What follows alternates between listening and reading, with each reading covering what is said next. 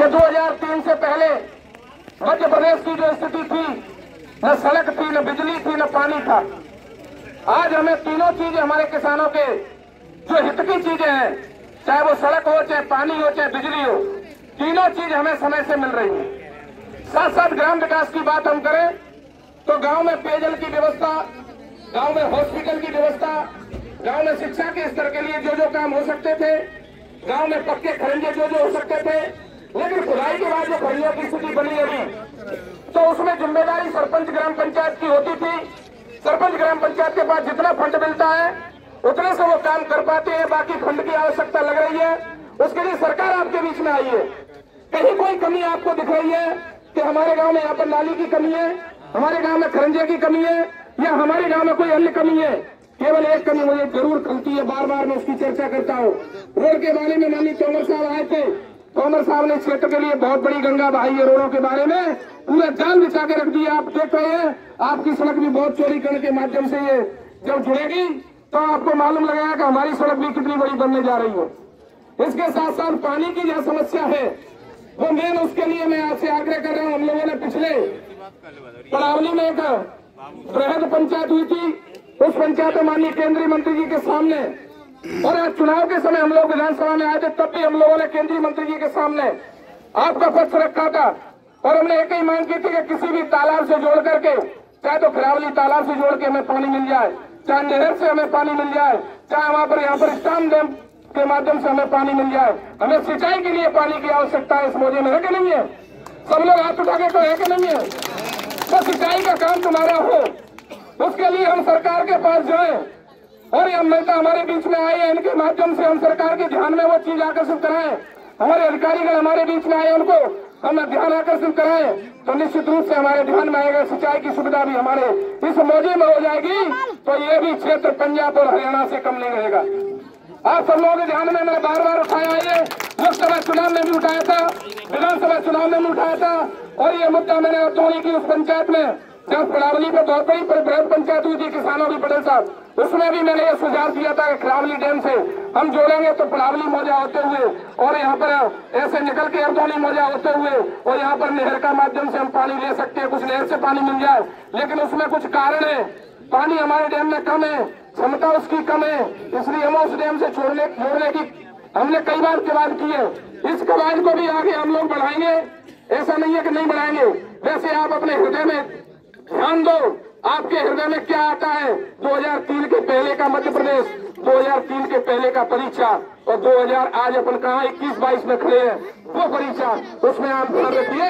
आपकी योजनाओं के माध्यम से आज आपके पास अधिकारी आए हैं, उनके माध्यम से हमारे गरीब का किसका झोपड़ी नहीं बनी, किसको शौचालय नहीं मिला, किसको राशन नहीं मिल रहा है, किसके यहाँ किस प्रकार की कमी है, इन सारी चीजों की पूर्ति के लिए किसको पेंशन नहीं मिल रही है, वृद्धावस्था पेंशन के लिए कई लोग मुताबिक रहते हैं, उनको पेंशन कैसे मिले, इस सब के लिए सरकार आपके बीच में आई है। ये सारे काम आपके बीच में आज ही करेंगे। इसके बाद 20 दिन यात्रा चलेगी, 20 दिन आपके यहाँ अभी नोडल अधिकारी रहेंगे 20 तारीख तक, आपके सरपंच और सचिव के माध्यम से आपकी छोटी छोटी जो समस्याएं हैं, हमारे गरीबों की जो योजना है जिनका हमें लाभ नहीं मिल पाया है, उन लाभ हम कैसे ले सके, उसके लिए हम फार्म भरवाएं, फार्म के माध्यम से सरकार तक जाए, तो निश्चित रूप से आपकी सरकार आपके द्वार पर खड़ी है, इनका सबका निदान होगा। जहां तक मैं बात करूं देश की और प्रदेश की, तो प्रदेश के बारे में आपको सबको मालूम है, कल्याणी लक्ष्मी योजना से लेकर के संबल योजना तक हमने गरीबों को जो सहारा दिया, मध्य प्रदेश की सरकार ने शायद हमें आज तक कोई ऐसा सहारा बताने वाला नहीं आया। 4 लाख रुपए की घोषणा करके माननीय मुख्यमंत्री किसी घटना दुर्घटना में किसी की मृत्यु हो जाती है तो 4 लाख रुपए आपके घर में पे आते हैं। एक बार बिजली गिरी थी परीक्षा में, आपको ध्यान होगा, राठौर समाज में हम लोगों ने मशक्कत करके उसमें दिलवाया। इसके बाद अभी आपका एक अच्छा जवान जो है इसमें डूब गया था, उसमें भी हम लोगों ने पूरा प्रयास करके उसके खाते वगैरह मंगा के उसमें भी पूरा प्रयास किया। आप बता दो, आप हमारे तक जाती हो तो आपकी बात सुनी जाती है मध्य प्रदेश की सरकार में कि नहीं सुनी जाती है?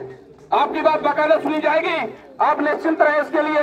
इसके बाद में मैं बात करूं देश की, तो आप सरहद पर मरने वालों की कितनी स्थिति है। हमारा एक जवान, मैं समझता हूं कि हर दिन मुरैना और भिंड का तो आता ही है कोई न कोई शहीद होकर के, इसलिए उस सरहद की रक्षा अगर किसी ने की है, खुले छूट हथियार देने की अगर रक्षा की है, खुले छूट हथियार चलाने का जो आदेश दिया है, तो नरेंद्र मोदी जी की सरकार ने दिया है।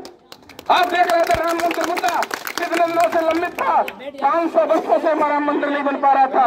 राम मंदिर का मुद्दा प्रसिद्ध कराने का काम अगर किसी सरकार ने किया, उसमें एक ईंट लगाने का किसी ने मौका हमें दिया तो भारतीय जनता पार्टी की सरकार ने दिया, नरेंद्र मोदी की सरकार ने दिया। हम भी कह सकते हैं कल जाकर के कि हमारे दादाजी की इसमें एक ईंट लगी है, हमारे बाबा जी की एक ईंट लगी है, हमारे ताऊ की एक ईंट लगी है। जब हम दर्शन के लिए जाएंगे तो ये मौका किसने दिया? नरेंद्र मोदी जी की सरकार। इसलिए बंधुओं मैं आपसे आग्रह करना चाहता हूं, मध्य प्रदेश की सरकार ने भी पुणे से घोषणा की है 1,000 रुपए हमारी प्रत्येक बहन के परिवार को 1,000 रुपए मिलेंगे। 1,000 रुपए कोई कम नहीं होती हमारी बहनों के खर्चे के लिए। जैसे 10,000 रुपए आपकी जेब में आते हैं किसानों की में, तो हमारी बहनों की जेब में भी कुछ आना चाहिए। ये चिंता मध्य प्रदेश की सरकार शिवराज सिंह चौहान की सरकार ने की है। घर घर गैस कनेक्शन दिए। हम समझते नहीं कि रोटी कैसे बनेगी, हमारी बहनों की आंखें सूज जाती थी धुएं की वजह से। आज हम कह सकते हैं कि ये मौका किसी ने उपलब्ध कराया तो नरेंद्र मोदी की सरकार ने कराया। हम कह सकते हैं कई एक योजना इस तरह की चल रही है जिनके माध्यम से आप समझ रहे होंगे, देश में जो कोविड का संकट आया तो आपने देखा था कोविड के संकट क्या स्थिति बन गई थी। हमारे 80 करोड़ लोगों को 1.5 साल तक भोजन कराने का अगर किसी ने काम किया गरीब भाइयों को तो नरेंद्र मोदी की सरकार ने किया। घर घर राशन वितरण का काम रखा, घर घर राशन के माध्यम से आपको घर घर राशन दिया। और मैं एक बात और कहूंगा आपसे, वैक्सीनेशन अगर नहीं होता तो इस देश की स्थिति बहुत खराब हो जाती। आपने देखा था क्या स्थिति थी, अभी चौथी बार लहर आई तो सबकी रूह कांप रही थी कि चौथी लहर में पता नहीं कौन चला जाएगा। हमारे कितने भाई काल के गाल में चले गए, हमारे कितने परिवार टूट गए, हमारे कितने परिवारों का विघटन हो गया उस बीमारी से।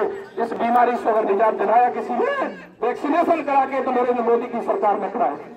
मैं आपको कितनी बातें कहूं, आपके सामने बातें रखूंगा तो शायद रात हो जाएगी, क्योंकि अभी 3 पंचायतों में और जाना है, इसलिए थोड़ी कही और बहुत समझो।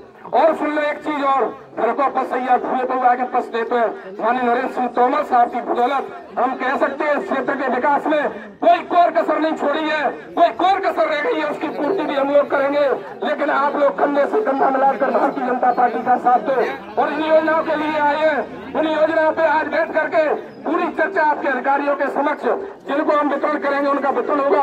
आपके सामने लोकार्पण भी हुआ, कुछ काम आज भी दिए, कुछ आगे भी देंगे, कोई योजना और बताएं। इसी भावना के साथ मैं अपनी वाणी को विराम देता हूँ। जय हिंद, जय भारत।